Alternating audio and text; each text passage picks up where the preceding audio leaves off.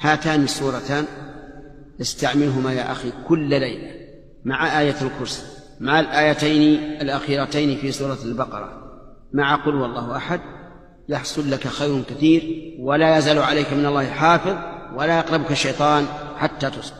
وما أصاب بعض الناس الآن وكثر في الناس من الضيق والقلق والمرض النفسي إلا بسبب الإعراض عن الأوراد الشرعية. ولو أن الإنسان استعمل الأوراد الشرعية صباحا ومساء لانشرح صدره وزال عنه هذا الوسواس. العين حق، ولو سبق القدر شيء لسبقت العين، والإصابة بها ثابتة. ولكن ما الذي يقي الإنسان من العين؟